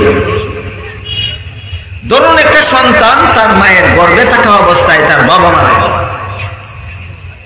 জন্ম এতিম হইল না মায়ের পেটে এতিম হইল? এই এতিম ছেলেটার জন্ম হওয়ার পরে বাবা না থাকার কারণে তার চাচা তাকে লালন পালন করিয়া লেখাপড়া করাইয়া মানুষ বানাই, ছেলেকে লালন পালন করে লেখাপড়া শিক্ষা দিয়ে মানুষ রূপে গড়ে তোলার দায়িত্বটা আসলে কার ছিল? করলো কে? বুঝি থাকলে হুকা খার খাম কে করলো? বাপর খামসা চাই করলো নি? এখন যদি কোনো মুরব্বী ওই এতিম ছেলেটারে কয় তুই তোর চাচারে এই বাপের মতো সম্মান করবে, অযৌক্তিক? কি যুক্তি? চাচাই বাপের খাম করিয়া কি কারণে চাচারে এই বাপের মতো সম্মান করবে? ঠিক তেমনি ভাবে রাসূলের চাচাতো ভাই রইসুল মুফাসসিরিন হযরত আব্দুল্লাহ ইবনে আব্বাস রাদিয়াল্লাহু আনহু বলেন গোটা উম্মত আলেমকে নবীর মতোই সম্মান করতে হবে। কারণ হলো নবীগণের যুগে নবীগণ দায়িত্ব পালন করতেন দুনিয়ার মানুষকে জাহান্নাম থেকে বাঁচার পথ দেখাবার। নবীগণের অবর্তমানে কিয়ামত পর্যন্ত একমাত্র আলেমগণ নবীগণের এই দায়িত্ব পালন করবেন। এবার বলেন নবীরা কার দায়িত্ব পালন করেন? আলেমগণ কার দায়িত্ব পালন করেন? নবীগণের। কাজেই ইবনে আব্বাস বলেন নবীকে যেভাবে সম্মান করার হুকুম দিয়েছেন আল্লাহ কোরআনে, গোটা উম্মতকে গোটা উম্মতের জন্য আলেমগণকেও হুবহু নবীর মতোই সম্মান করতে হবে। এরা নবী না, কিন্তু এরা নবীর কাম করে। আলেমরা কার কাজ করেন? নবীর কাজ। এই যুক্তিতে রাসূল বলেন তুমি যদি আলেম হতে না পারো, আলেমের ছাত্র হতে না পারো, আলেমের কথা শোনার সুযোগ না পাও, আলেমকে মহব্বত করো। অযৌক্তিক না যুক্তিসঙ্গত? এবার শুনেন মহব্বত করলে কি তা হইব? হাদিস শরীফে রাসূল করিম সাল্লাল্লাহু আলাইহি ওয়াসাল্লাম বলেন কাল হাসরের মাঠে যখন সারা দুনিয়ার সমস্ত মানুষ জীবিত হয়ে দাঁড়াবে, দুনিয়ার জীবনের সকল কাজের হিসাব দেওয়া, তখন আল্লাহ আলিমগণকে বলবেন হাসরের মাঠে, হে আলিমরা, আমি আল্লাহ দুনিয়াতে তোমাদেরকে আলিম হওয়ার সৌভাগ্য দান করেছিলাম জাহান্নামের আগুন দিয়ে জ্বালাবার জন্য নয়, তোমরা জান্নাতে চলে যাবে। প্রশ্ন জাগে আলিম হইলেও যদি জান্নাতে যাওয়া যায়, আলিমের নামাজ পড়ার দরকার কি? আলিমের রোজা রাখার দরকার কি? আলিম সুদ খাইলে অসুবিধা কি? আলিমের ঘুষ খাইলে অসুবিধা কি? এই প্রশ্নের সংক্ষিপ্ত জবাব আলিম দুই প্রকার। এক প্রকার হইল সমাজের দৃষ্টিতে আলিম, আর এক প্রকার হইল আল্লাহর দৃষ্টিতে আলিম। সমাজে কারে আলিম হয়? কুরআন হাদিসের ইলম দেন শিখছই তারে ওই সমাজে আলিম হয়। আল্লাহ কুরআন হাদিসের ইলম শিখলে ওই আলিম হই না, কুরআন হাদিসের ইলম শিকার পরে ইলম মতো জীবন যাপন করলে আল্লাহ আলিম হয়। বেশ কম বুঝাইছি না? এখন বলেন আল্লাহ যদি আল্লাহর দৃষ্টিতে যারা আলেম তারাও বেনামাজি হতে পারে? পারে না? আল্লাহর দৃষ্টিতে যারা আলেম তারা বেরোজা হতে পারে না। আল্লাহর দৃষ্টিতে যারা আলেম তারা সুদখোর হতে পারে না, ঘুষখোর হতে পারে না। এই সমস্ত আলিমদেরকে আল্লাহ হাসরের মাঠে বলবেন তোমরা জান্নাতে যাও। হাদিস শরীফে রাসূল আরো বলেন আল্লাহর হুকুমে আলিমগণ যখন হাসরের মাঠ থেকে জান্নাতের দিকে যাবেন, এমত অবস্থায় কিছু গুনাহগার মুসলমান, এক একজন গুনাহগার মুসলমান পিছন থেকে এক একজন আলিমকে ডাকবে আর একটা কথা বলবে। কি কথা বলবে? একজনে বলবে হুজুর আমি দুনিয়াতে আপনাকে এক গ্লাস পানি পান করাইছিলাম। বলেন তো একজন সাধারণ মুসলমান একজন আলিমকে এক গ্লাস পানি পান করায় দুশ্মনির কারণে না মহব্বতের কারণে? মহব্বত। আর একজন গুনাহগার মুসলমান জান্নাতে যাওয়ার পথে আরেকজন আলিমকে পিছন থেকে ডাকবে আর বলবে আমি দুনিয়াতে আপনাকে এক বদনা উজুর পানির ব্যবস্থা করে দিয়েছিলাম। এক বদনা উজুর পানি পুকুর থেকে আইনা দিতে কষ্ট টাকা লাগে। তাহলে আলিমদের মহব্বত করতে কিতা লাগে? কোনটা লাগে না, শুধু এমন একটা অন্তর লাগে যে অন্তরে বুঝে যে আলিমগণ নবীগণের কাজ করে। এরকম অন্তর গঠন করা এই সম্মেলনের উদ্দেশ্য। এইভাবে আজকে আমাদের গুনার কারণে আল্লাহ আমাদেরকে হুকুম দিয়া দিয়েছেন জাহান্নামে যাওয়ার জন্য। আল্লাহর রাসূল বলেন, গুনাহগার মুসলমানদের মুখে এই কথা শুনিয়া আলিম হলতে কই যাইতাছলা, নিজেদের জান্নাতে যাওয়া বিরতি দিয়ে দাঁড়িয়ে যাবেন। তারা ভাববেন আমার জান্নাতে আমি পরে যাই, শেষ চেষ্টা করে দেখি এই লোকটাকে জাহান্নাম থেকে বাঁচানি রাখি। নিজের জান্নাতে যাওয়া বন্ধ রাখিয়া দাঁড়াইবেন গুনাহগার মুসলমানকে হাসরের মাঠে জাহান্নাম থেকে রক্ষা করার জন্য। এই কারণে অন্য হাদিসে রাসূল করিম সাল্লাল্লাহু আলাইহি ওয়াসাল্লাম বলেছেন, আল্লাহ এবং আল্লাহর রাসূলের পরে আলিমগণের চেয়ে বড় জনদরদি জগতে আর কেউ নাই। দুনিয়াতেও আলিমগণের চেয়ে বড় জনদরদি কেউ নাই, আখিরাতেও আলিমগণের চেয়ে বড় জনদরদি আর কেউ নেই। দুনিয়াতে নাই কেমনে? দুনিয়াতে মাদ্রাসাত পড়াইন একজন উস্তাদ, বেতন কতদিন আপনারা? 15,000 20,000। প্রাইমারি স্কুলের একজন ছাত্র বেতন হয় 20,000, আর মাদ্রাসাত হাদিস পড়াইয়াও বেতন 10,000 হয় না। যারা সংসার চালান বলেন 3,000 4,000 5,000 7,000 টাকা মাসে বেতন পাইলে এর দ্বারা সংসার চলে না, বাজার খরচ হয় না। তাহলে আলিম বলতে যে এই বাজার খরচ হয় না সামান্য পয়সা নিয়া বছরের পর বছর মাদ্রাসার পেটো ভাতর বান্দি ফুরি, তখন কিতাল লাগি মুসলমানের সন্তানকে কলেমা কালাম শিখাইয়া নমাজি বানাইয়া জাহান্নাম থেকে বাঁচা নিলে পারে। এত বড় জনদরদি আলিমের চেয়ে দুনিয়াতেও আর কেউ নাই। আর আখিরাতে আল্লাহ রাসূল বলেন, গুনাহগার মুসলমানদের কথা শুনে আলেমগণ দাঁড়াবেন এইভাবে যে আমার জান্নাতে আমি পরে যাই, শেষ চেষ্টা করে দেখি লোকটাকে জাহান্নাম থেকে বাঁচানি যায় কিনা। এই উদ্দেশ্যে আলেমগণ দাঁড়াই আল্লাহকে বলবেন, আল্লাহ এই লোকটা ঠিকই বলেছে, আমাকে মহব্বত করতো, এই জন্যই আমাকে এক গ্লাস পানি পান করাইছিল। ওই লোকটা আমাকে মহব্বত করতো, এই জন্যই আমাকে এক বদ্দা উদুর পানির ব্যবস্থা করে দিয়েছিল। তখন আল্লাহ বলবেন, হে আলিমরা শোনো, এদের গুনার কারণে আমি হুকুম দিছি জাহান্নামে যেতে, কিন্তু তোমরা যেহেতু সাক্ষী দিছ, এরা তোমরা মহব্বত করতো, তোমরা সাক্ষীর কারণে আমি এদেরকে মাফ করে দিলাম। হে আলিম, তোমরাও জান্নাতে যাও, তোমরা যারা মহব্বত করতো তারারে ওর সাথে লইয়া যাও। কত নম্বর হতে গেল? 2-1 কইছে কত নম্বর? রাসূল বলেন, এরপরে জাহান্নাম থেকে বাঁচার আর কোনো পথ নাই। হয়তো আলিম হও 1 নম্বর হতে জান্নাতে যাইবাই, নাইলে আলিমের ছাত্র হও 2 নম্বর হতে জান্নাতে যাইবাই, নাইলে আলিমের কথা মতো জীবন যাপন করো 3 নম্বর হতে জান্নাতে যাইবাই। এই সুযোগ যদি না পাও যে আলিমরে ঘৃণা করো যদি জাহান্নাম থেকে বাঁচতে চাও। না মহব্বত? দেখুন যেন চুকাইয়া এই সমাজের কজন মুসলমানে আলিমরে মহব্বত করে আর কজনে ঘৃণা করে। কিতাব সাফ করে লেখা আছে, আলিমের কোরআনের কথা কইন, হাদিসের কথা কইন, আল্লাহর কথা কইন, রসুলের কথা কইন, হালাল হারামের কথা কইন। এই কারণে যদি কেউ আলিমকে ঘৃণা করে, যতই নামাজ রোজা করো, যতই হজ যাকাত দাও, তোমার মরণ ইমানের সাথে মরণ হবে না, কুফরি অবস্থায় মরণ হবে। আল্লাহ আপনারে আমরারে রসুলের বর্ণিত 4 পথের কোনো না কোনো পথে জাহান্নাম থেকে বাঁচার তৌফিক দান করুন। সবাই বলুন আমিন। সুবহান রাব্বিকা রাব্বিল ইজ্জাতি আম্মা ইয়াসিফুন ওয়া সালামুন আলাল মুরসালিন আলহামদুলিল্লাহি রাব্বিল আলামিন।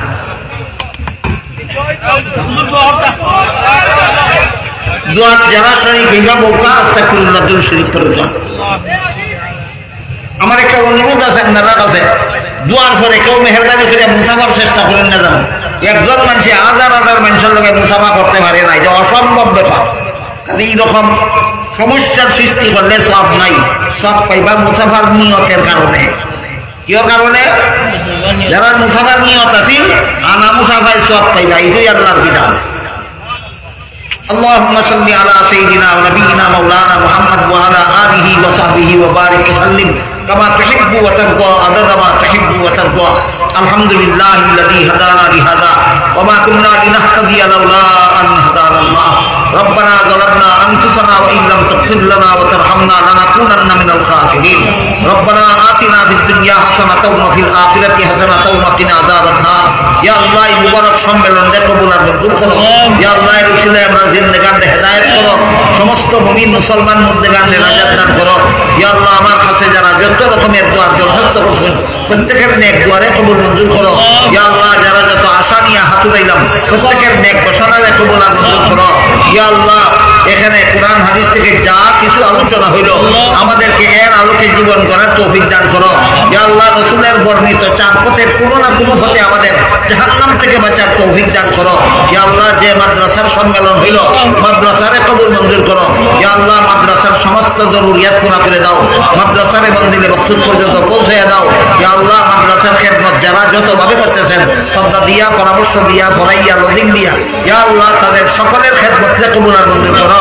ইয়া আল্লাহ মাদ্রাসার সমস্ত খেদমতগারদের জিন্দেগানরে হেদায়েতের পথে রাখো, মাদ্রাসার সমস্ত খেদমতগারদের জিন্দেগানরে জাহান্নাম থেকে নাজাত দান করো।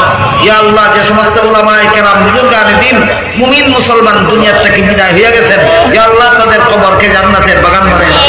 ইয়া আল্লাহ জান্নাতুল ফিরদাউসে তাদের ঠিকানা দিয়ে দাও। আর যে সমস্ত উলামায়ে কেরাম বুজুর্গানে দিন মুমিন মুসলমান এখনো দুনিয়াতে বাঁচিয়ে আছেন ইয়া আল্লাহ তাদের সবাইকে হায়াতের তৈয়্যিবা দান করে দাও। ইয়া আল্লাহ আমাদের সকলের পক্ষ থেকে লক্ষ লক্ষ কোটি কোটি দুরুদ সালাম রাসূল করিম সাল্লাল্লাহু আলাইহি রওজা শরীফে পৌঁছায়া দাও। রব্বানা তাকাব্বাল মিন্না ইন্নাকা আনতাস সামিউল আলিম ওয়া তুব আলাইনা ইন্নাকা আনতাত তাওয়াবুর রহিম ওয়া সুবহানা রাব্বিকা রাব্বিল ইজ্জাতি আম্মা ইয়াসিফুনা ওয়া সালামুন আলাল মুরসালিন ওয়ালহামদুলিল্লাহি রাব্বিল আলামিন আমিন বিরহমাতিকা ইয়া আরহাম।